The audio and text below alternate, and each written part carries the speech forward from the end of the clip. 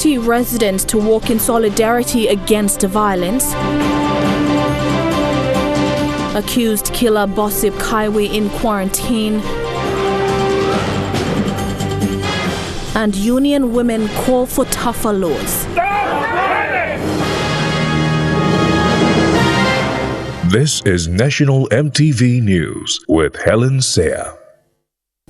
Good evening and thanks for joining us for Wednesday's news. The family of Jenilyn Kennedy will join forces with the Men Are PNG campaign.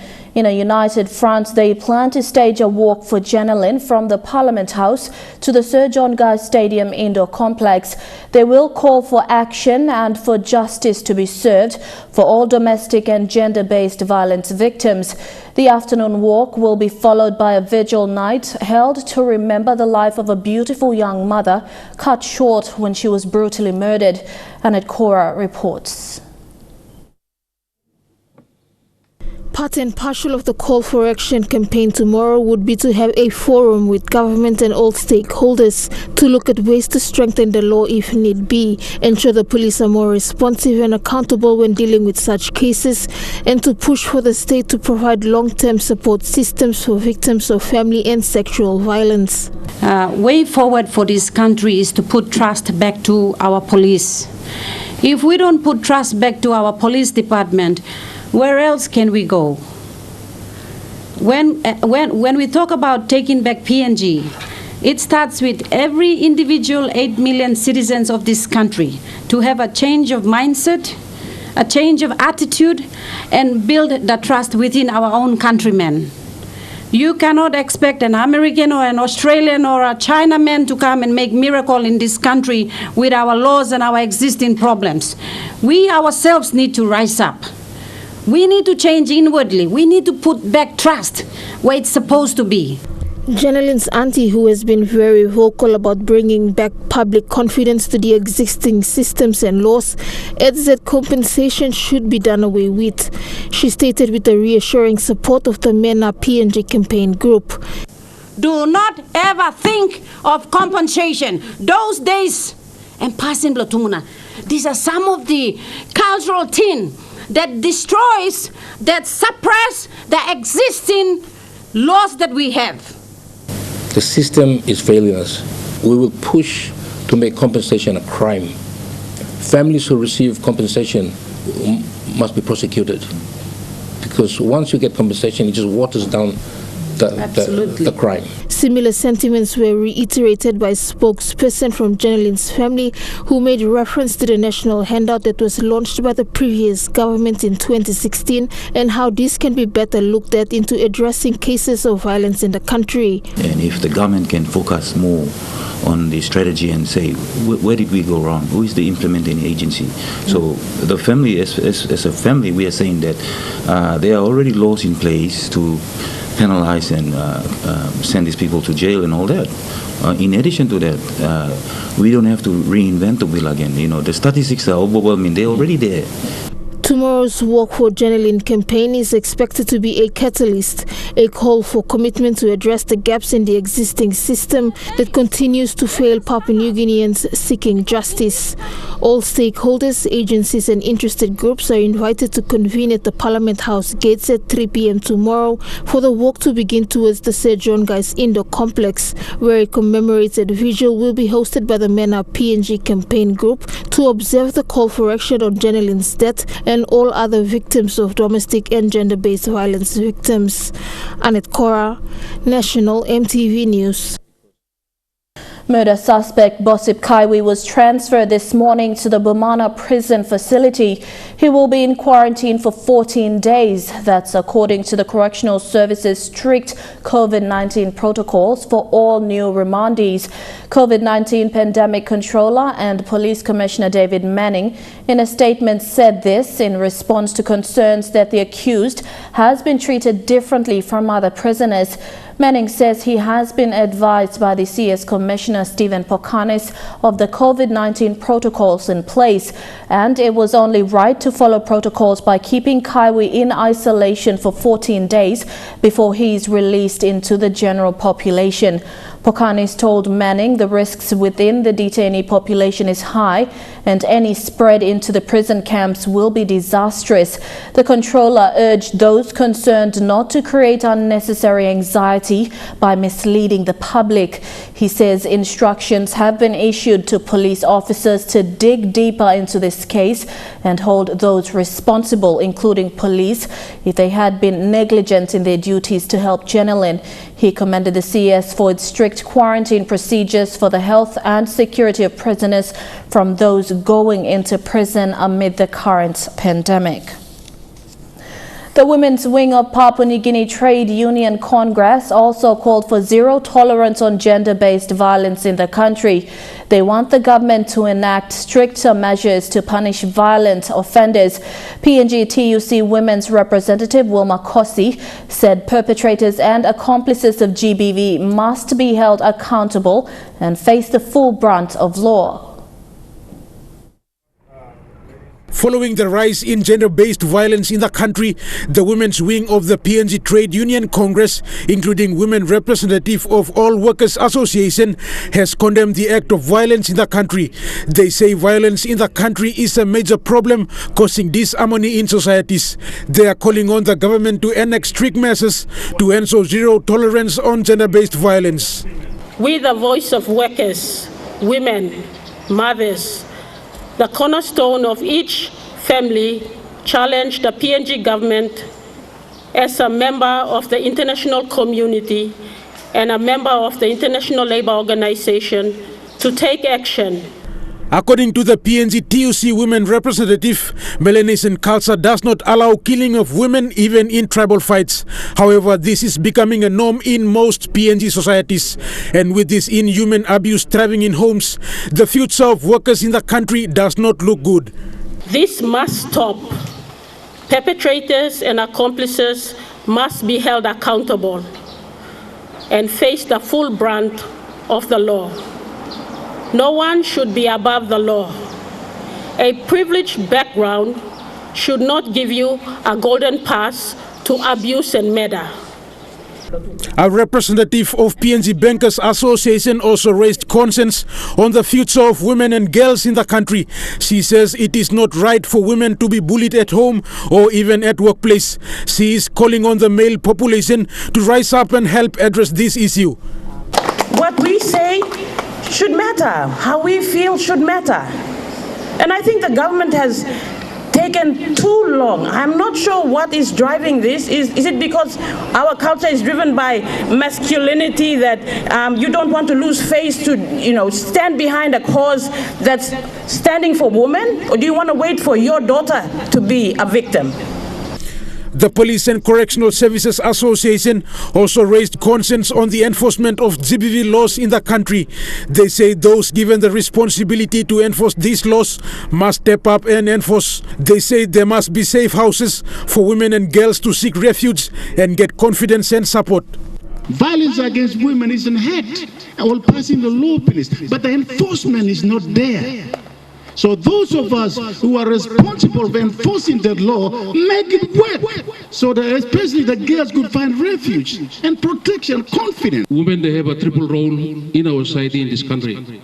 So it's very important we respect our women, because behind every success of a man, there is always a woman at the back. The PNG Trade Union Congress is also calling on the government to ratify the International Labour Organization Convention 190 to end violence and harassment. PNG-TUC General Secretary Clemens Kanau says this will help eliminate violence and harassment at workplace. This convention paves way for any legislation and assists implementation of laws that stop violence of all forms in any member country of the ILO. They are also calling on the government for wider consultation with all stakeholders for a uniform and effective way forward to end gender-based violence. Rayon Lakingu, National EMTV News. Jiwaka Provincial COVID-19 Task Force Committee has conducted a week-long crisis preparedness workshop for its health staff. The program is supported by WHO, UNICEF, the National Health Department, the provincial government and few NGOs. Provincial Task Force Committee Chairman Joe Karap says they will continue to run preparedness programs to be able to respond to future pandemics or diseases.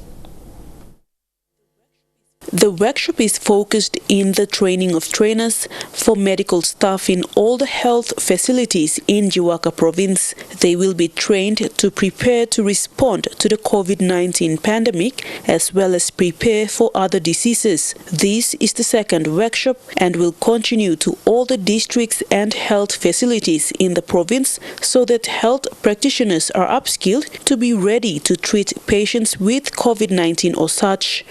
Training COVID-19 response and preparedness is basically to prepare the health managers, the officer in charge of health facilities at the districts to be prepared in infection prevention, control, clinical management, surveillance, and also most profoundly their community engagement with the community.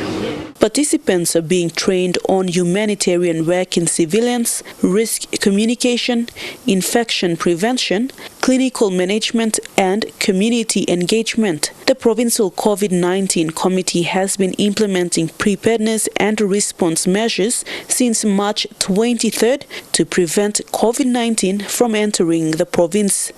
As I speak now, it's been reported that we have 9 or 10 or 11 confirmed cases in PNG compared to other countries of the world. But that doesn't mean that we will rest.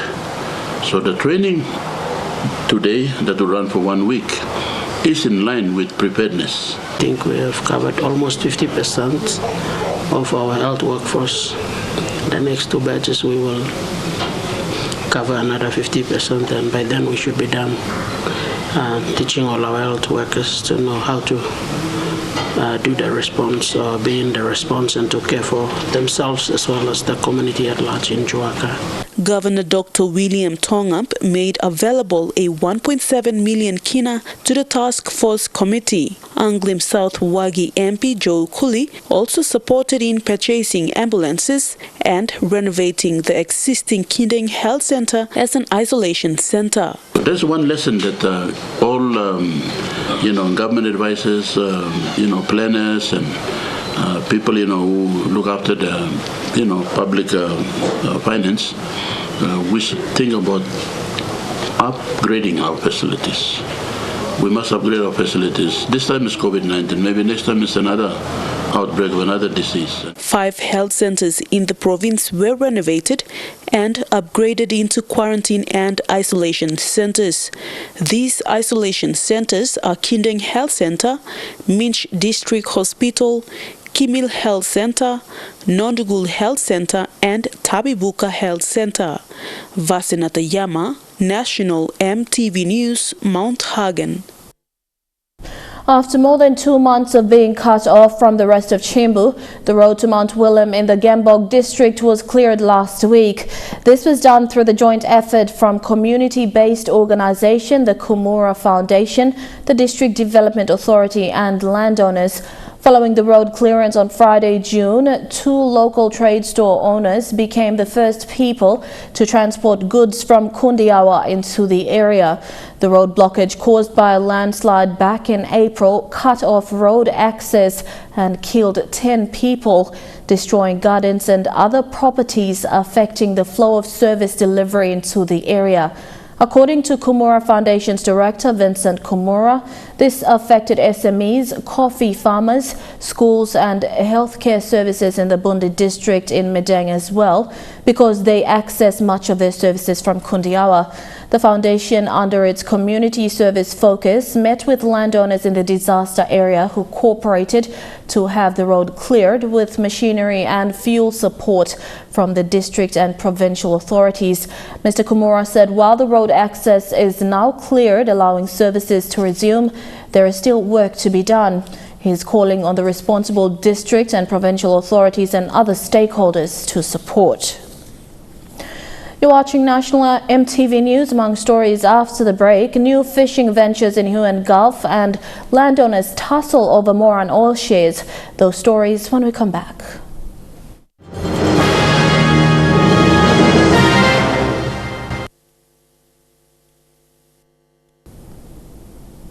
Welcome back. The National Fisheries Authority will partner the Hagen Gulf District to venture into the fishing industry. This was made through the launch of a jetty and market project in the Sapa village of the Hagen Gulf District over the weekend. NFA has been implementing a number of coastal fisheries projects with the aim of empowering small fishing villages in the country. It's a project that is long overdue for the people of Sapa village in the Hagen Gulf district of Morobe province. The partnership will see NFA and the Hagen Gulf DDA fund and build a jetty and onshore market facility. Over the weekend, engineers from NFA visited Sapa to start initial groundworks. Now this trip people come, people kisim engineer come. So NFA people fund him this part blow design. So, mipla observata solo DDA or mipla taking the cost to fund him design. Once design come outside, I'm showing one kind work for me work him. He got onshore blame one kind of block him. Now how much cost him? The National Fisheries Authority, although not mandated to work with districts, has initiated a number of coastal fisheries projects in the country.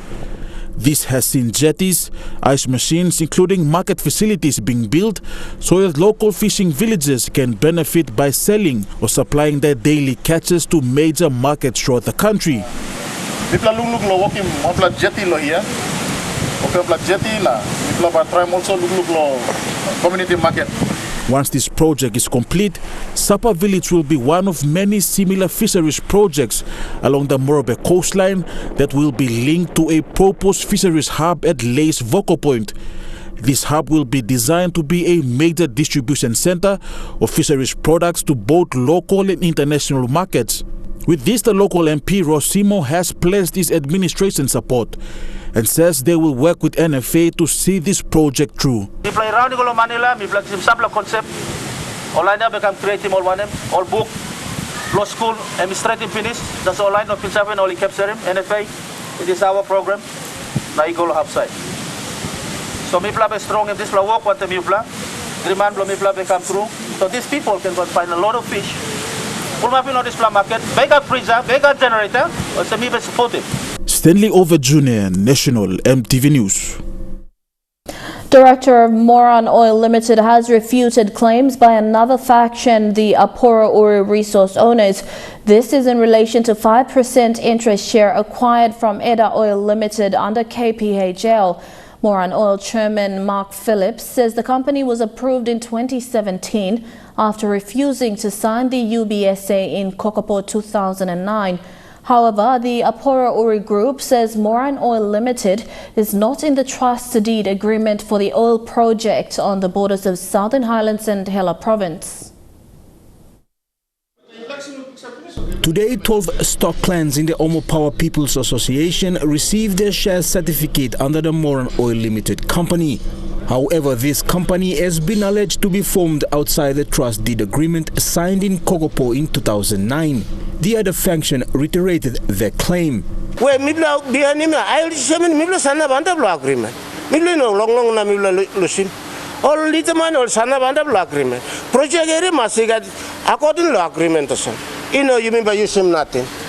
However, Director of Moran Oil Limited, Mark Philip, refuted the claim, stating HPPA insisted to acquire 10% equity of Ether Oil. He claims Yahweh and his faction must present or show proof with their position paper. Land all been democratic. Now one can size ground all money got according to this law all kissing money. But Paul Yahweh's case, one who size ground and got Jezet Lowe. I must come out, prove him. Mipla had to open a kiss. Why Mipla no put it back like Matisiken? Emma, did you hold him stop and tell him go? Tell him go and Mipla behind him in a kiss. Mipla like put him outside. The other faction from the PDL5 area has petitioned KPHL and other agencies twice following the transfer of 2.5 million kina to Moran Oil Limited. They insist the 5% additional equity from Edda Oil Interest be paid to Petroleum Resource Moran under MRDC as the custodian.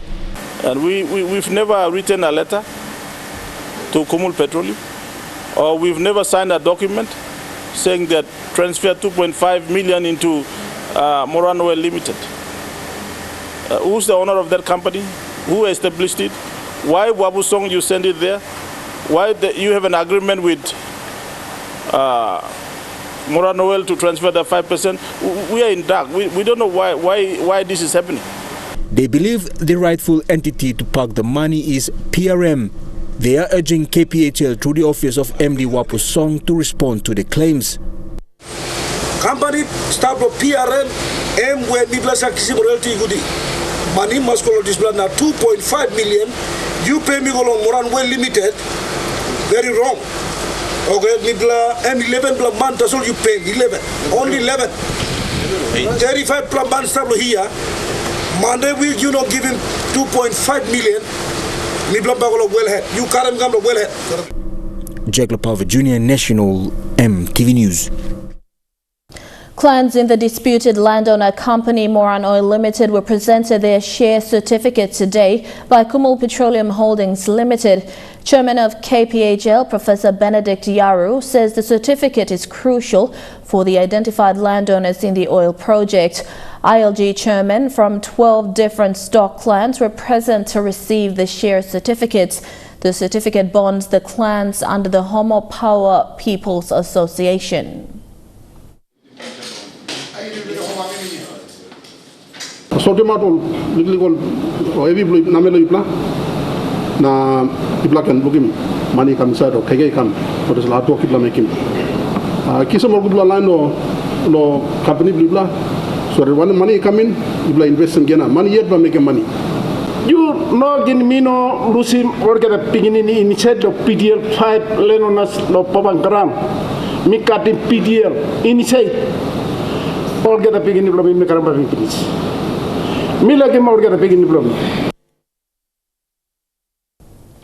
A landowner security company in Medang has recently purchased new fleet of vehicles to further improve their logistical and security support. Ribos Security Services Limited is owned by the landowners of the Ramu Nickel Company in Medang. In a small but significant ceremony held over the weekend, Ribos Security Services Limited dedicated 3 of their new vehicles. The company has logistical issues and the purchase of this fleet will support the company's operation. The company, owned and operated by landowners, aims to become a model landowner company in the country. So it's a work in progress. We will have to sit down with the MCC, and I believe with Charlie's leadership and Martin Pining and all the team, I believe that we can achieve this business activity. So these are some of the things that we've done, and we also continue to maintain our good relation with the MCC. MCC has been with us for more than 10 years now. While improving its existing service with Ramu Nickel, it also tries to look at other investment opportunities. Currently, we have a camp management service and maintenance work at KBK and Basimuk. We also have maintenance work here at Medang Base. So this contract is serviced and managed by Ribos Engineering, one of the subsidiaries of Ribos Group. CEO Kenny Carey says they are also looking into business opportunities to generate revenue for the landowners. Martha Louise, National MTV News, Medang. Comrade Trustee Services Limited is aiming to grow investments for members over the next 4 years, according to CEO Charlie Gilichibi. Mr. Gilichibi said this is because the trustee services responsible for the Defence Force retirement benefits has underperformed for several years now. The CTSL management were in late to make this known and engage with members at Egan Barracks. These Defence Force personnel in Lazygan Barracks are members of the Comrade Trustee Services Limited, an organisation that manages their retirement benefits. They were recently visited by the CTSL management in the efforts to engage with members. Our conferences are basically for us to provide an update to our members. Let them know what's happening with their fund since a statutory manager came in last year, July to current, and then what we are doing going forward. They are hungry for information. And I think coming from the CEO and myself, I give them the comfort that we are doing the right thing for them. CTSL has been managing the Defence Force retirement benefits since 2003. The fund previously had two schemes, the accumulation scheme for lump sum payment during retirement and the defined benefit scheme allowing an ongoing pension. However, they've done away with the defined benefit scheme since 2016. According to CTSL CEO Charlie Gilichibi, there are up to 4,000 active military personnel who are members of the accumulation scheme and 1,700 who are pensioners under the defined benefit scheme. The pensioners own roughly about 350 million kina, and the accumulation members own roughly around 250 million kina. In total, for 600 million kina in assets. With the Defence Force Retirement Fund being the second largest shareholder to Paradise Foods Limited, company CEO James Rice said it was an opportunity to update members on the company's progress and plans as well. This is our chance to come out and tell them about the products that we make and our success stories and the things that we're doing to make the company grow and get bigger and share with our shareholders. So. Mr. Gilichibi said the Comrade Trustee Services Limited has underperformed for the past several years and they are aiming to grow investments for their members over the next 4 years. Lucy Kopana, National EMTV News, Leh. And now looking at the NASFund market report, the kina closed unchanged at $0.289 in the interbank markets. At Bank South Pacific, your kina is buying $0.2815 $0.4041 Australian dollars, $0.2421 euro and 29.74 Japanese yen. Looking at commodity prices at New York close, gold is trading higher, coffee closed higher, cocoa and copra closed lower. Crude oil is trading higher, palm oil closed lower and copper closed higher. And on the stock market, the Dow Jones closed at 217.08 points higher. The ASX 200 is trading at 36.5 points higher and the All Ordinaries is trading at 39.7 points higher. You're with National EMTV News, stories making headlines overseas after these messages. Stay with us.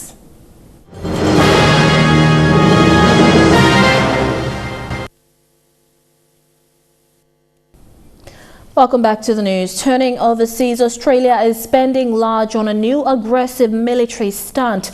Nearly $300 billion on missiles, cyber technology and space capabilities. It's a major move designed to counter the rise of China and the potential chaos of a post-COVID world. Australia's arming itself to the teeth. New long-range missiles, just one part of a new aggressive defence stance for an emerging era. Even as we stare down the COVID pandemic at home, we need to also prepare for a post-COVID world that is poorer, that is more dangerous. The concerns of COVID chaos are overshadowed by the fear of creeping Chinese influence in the Indo-Pacific region. We're about having the freedom to live our lives as we choose in an open and democratic liberal society. Without coercion, without fear. They're worth a $270 billion military spend-up. Ensuring Australia can respond to threats with credible military force. And the heightened risk of miscalculation in the region makes this a necessity. A necessity for the US too in the midst of a COVID crisis. It's watched China's military might grow. Relations between China and the United States are fractious at best. And with mounting territorial tensions in the South China Sea, Australia's near $1 billion purchase of American anti-ship missiles speaks volumes, also revealing the government will significantly increase investment in defence space capabilities. Just last month, China put the final piece of its satellite navigation network into orbit, a rival to America's GPS system. Cyberspace too, an emerging theatre of war. $15 billion investment in cyber and information warfare capabilities says a lot about where the world is at and where the threats are coming from. China denies it's the problem. Without producing even a single tangible piece of evidence. In contrast, China has so much solid evidence of Australia spying on China. But Australia and America's target is clear. It's been described as the end of Hong Kong as we know, a new security law that could see protesters jailed for life. New Zealand is joining international condemnation of the legislation in response to last year's pro-democracy unrest. His army on Hong Kong's doorstep. Officially, it's an exercise. It's also a blunt show of power. It's terrifying for anybody who's been involved in the protest. The protests last year now leading to this. China tightening its grip with a law which had its full text kept secret until it was passed. 162 votes for, none against. A move coinciding with the 23rd anniversary of Hong Kong's handover, a handover that came with a promise to maintain the status quo for 50 years. Anybody who was there, anybody who's read about it, is asking what's going on here in terms of the commitment you made. And we're asking you to keep your word. On show today, anniversary celebrations, but also a swift retort of disapproval. A New Zealander living there now too afraid to go on camera told us they're scared because they don't know what will happen, that it's the death of Hong Kong and its people, and that they're looking at getting out. Leading activists have already gone to ground deleting old social media posts. Hong Kong's Beijing-backed leader says the law targets a small minority. The legislation aims to prevent, curb and punish acts of secession, subversion of state power. The maximum penalty, life in prison. Inciting hatred of China's government or Hong Kong's is now an offence. Australia says it has deep concern. The UK calls the law a grave step, and this academic says it's the fall of a great city. Our Foreign Affairs Ministry has messaged more than 670 Kiwis there or about to go, warning them of looming violence in the city-state. Facebook's under mounting pressure to get tough on hate speech posts. More than 150 big brands have pulled advertising from the social media giant, a boycott worth billions. They want Facebook to stop making money from harmful content. Facebook where it hurts, as a list of big brands pulling ads over hate speech concerns continues to grow. While the company says it's doing more than ever to crack down, it denies this is because of the boycott. Certainly don't make policy decisions based on financial considerations. You know, we are listening, and where we need to adapt, we do. Facebook's hate speech problem was thrown into sharp focus last month. A post by US President Donald Trump about the Black Lives Matter protests that some claim incited more violence remains online. It doesn't matter who you are, whether you're a political figure or anyone on the platform, is if what you would be posting or using would cause real world harm, that content is removed. So, will the social media giant be cut down to size? Facebook makes more than $70 billion every year from advertising, but less than 10% of that comes from its biggest brands. It's the small to medium-sized operators which are paying Facebook's way, but the majority of those haven't signed up to this boycott. I think advertisers would say, though, that the change hasn't been fast enough and it hasn't been far enough. It's a watershed moment. It's how Zuckerberg and days but handle this going forward to see if this wildfire spreads. Those working in advertising here say it's possible New Zealand businesses will stage a digital walkout too. But with growing fears of a COVID-19 recession, some might be more hesitant. Advertising and effective advertising that drives foot traffic, that drives sales is absolutely critical. And the reason people continue to advertise on Facebook is because it works. As businesses try to strike a balance between advertising and activism. And Trukai Sports is next. Fidelis Sukina is at the sports desk. Thank you, Helen. Thank you, Helen. Sir John Guy Stadium announces maximum capacity of spectators for the GenderBased Cup competition. Join me for the details in Trukai Sports.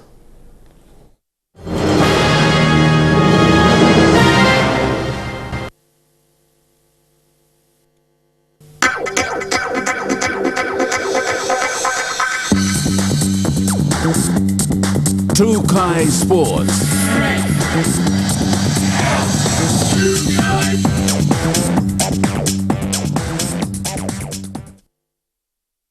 Welcome to Trukai Sports. A maximum of 3,500 spectators will be allowed into the Sir John Guy Stadium in Port Moresby when the 2020 GenderBased Cup kicks off this weekend. This was announced today at the Sir John Guy Stadium.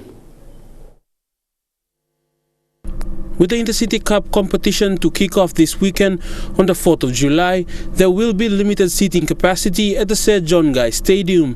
This was revealed by Managing Director of Leading Edge Limited, Lee Pokarop. Pokarop and his company are event delivery specialists. He said they are looking at only 3,500 spectators. Adequate spacing has been set out and the right seats that can be occupied have been marked out. So we have a net figure of about 3,500 that will be allowed to be seated. Manager of Papua New Guinea National Rugby League competition, Stanley Hondina, said that tickets are limited and will be sold at the venue. He said the grandstand will be 25 kina. Southwest and the northwest, which are the wings to the grandstand, they go for 20 kina. The eastern stand, which is opposite the grandstand, that's for 15 kina. The southern stand, which is towards the in goal, for 10 kina. So that's the starting ticket selling price. We test the markets, test the waters. Everything that we discuss now are subject to review on a weekly basis. Pokarop said there will be COVID-19 protocol checks made on spectators at the venue also. The first check will be the temperature check, because if you fail that, then at least you get given the bad news at the beginning. And then, of course, you come through a pat-down search, a wanding with metal detectors. Then you come through a mag and bag whereby your personal effects are checked for anything that we don't deem appropriate for you to bring into the stadium. Hondina said there will be no contact between spectators and players, and the players' areas, which include the dressing rooms, will be a clean zone, subjected to vigorous disinfection practices. There's a 1 hour break between the first game and the second game. That's the time they get in to clean the sets, clean the interchange place, sanitize them, have them ready for the second game. There are 4 change rooms in this building, and we will use all 4 of them. So as soon as the team comes in, they stay in their room until they run onto the field of play, out. Videos on health and well-being, including basic skills on Rugby League, are now on video. NRL PNG have captured all their planned lessons and skill sets on Rugby League for students. The videos feature NRL PNG development officers and have been shown to students in schools and uploaded on Facebook as well. The National Rugby League in Papua New Guinea have uploaded their videos online, very informative videos about their topics on health and well-being, including the basics of Rugby League, usually taught in the classroom face-to-face and on the school field. The lessons have been captured on video. The videos have been shown to students in various schools and have also been uploaded onto social media on the NRL PNG Facebook page. The videos have been completed and posted online already, so kids can log into our Facebook page and go watch the videos and do the activities at home.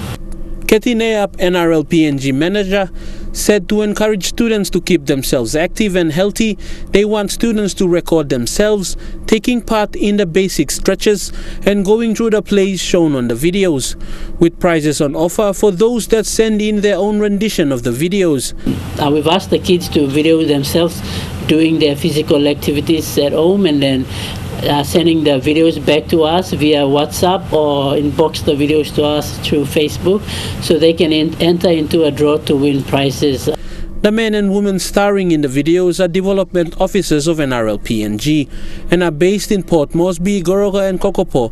A lot of positive feedback has come through for the videos. So the NCD team did their own video, Kokopo did their own video, Goroka as well did their own video.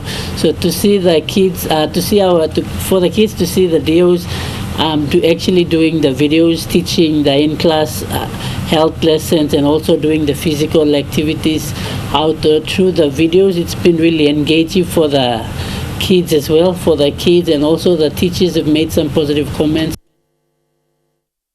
And Trukai Sports continues with news on NRL. Don't go away.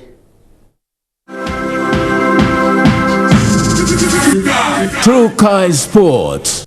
Welcome back to Trukai Sports. The Rugby League and the Warriors are already planning for how they are going to replace 3 key players if the NRL doesn't receive clearance for their families to join them in Australia very soon. They've given the game's bosses an ultimatum. Waiting game that's becoming increasingly frustrating for Todd Payten. Conversations with the NRL leaving the Warriors interim coach and 3 of his players in limbo. There's a lot of talking. In the end, we basically told them that they've got 23 days at that moment to get it sorted. At this stage, it's only Ken Mamalo, David Fusitua and Ignatius Pasi who will leave if their families can't get to Australia after the Sharks game in just over a fortnight. But if they go, then obviously there's some other challenges that'll face the group. Those anticipated challenges forcing Payten and Warriors management into some planning.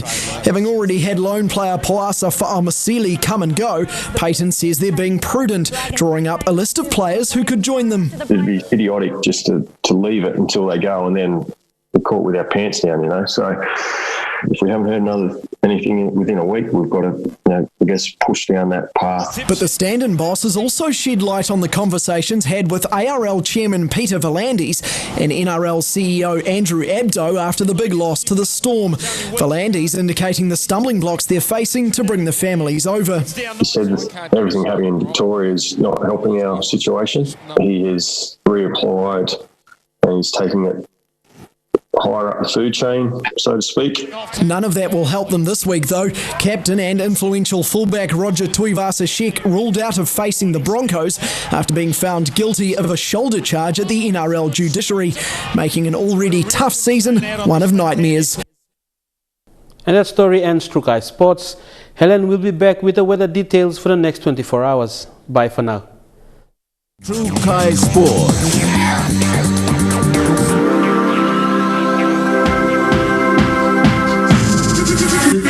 Trukai Sports.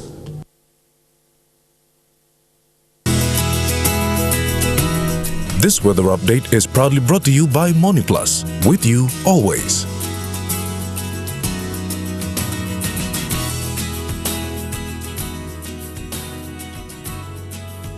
A look at the weather forecast for tonight and tomorrow. In the southern region, cloudy with rain drizzles tonight, then fine in Port Moresby. Windy and mostly fine, although partly cloudy in Daru. Cloudy with rain drizzles, then fine in Kerema. Few rain drizzles, then cloudy morning in Alotau. And rain showers and drizzles, then fine in Popondetta. In the Momasa region, rain showers and drizzles, easing to cloudy periods in Lae. Partly cloudy with a few showers in Medang. Few thundery showers in Wewak and Tavanimore. In the New Guinea Islands region, partly cloudy with a shower or 2 in Lorengau and Kavieng, partly cloudy with light drizzles, then fine in Kokopo and Rabaul, cloudy with rain showers at times in Kimbe, and mostly fine, although partly cloudy in Buka. In the Highlands region, rain showers and drizzles tonight, then morning fog patches in Mount Hagen. Cloudy with occasional rain showers, then morning fog in Goroka and Kundiawa. Occasional rain showers, then morning fog in Mendi and Wabeg. Forecast for small crafts within the coastal waters of Papua New Guinea for the next 24 hours. Waters of southern PNG Indonesian border through Torres Strait to Daru, to Gulf of Papua, to Yule Island, to Hood Point, to Port Moresby, to Hood Point, to Samari Island, seas of 2 to 3 meters. Waters of eastern and western Milne Bay Islands, seas of 1.5 to 2.5 meters.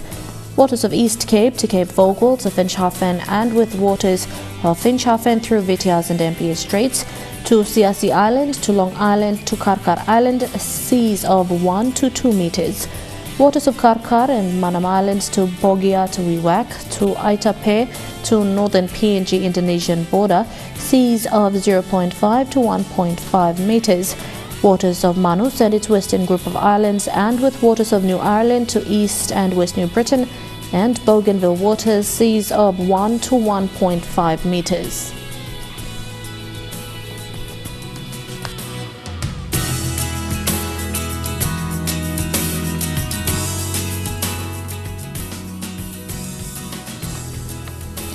Ocean forecast for PNG areas in the Coral Sea. Seas rough with southeast winds at 25 to 33 knots.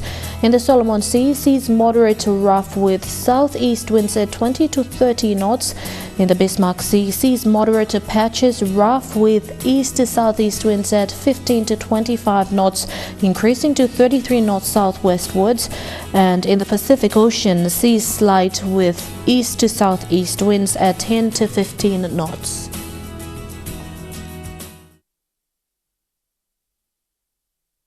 The weather update was proudly brought to you by MoneyPlus, with you always. And that's the way it is this Wednesday, 1st of July 2020. From all of us here at EMTV, pleasant viewing. Good night.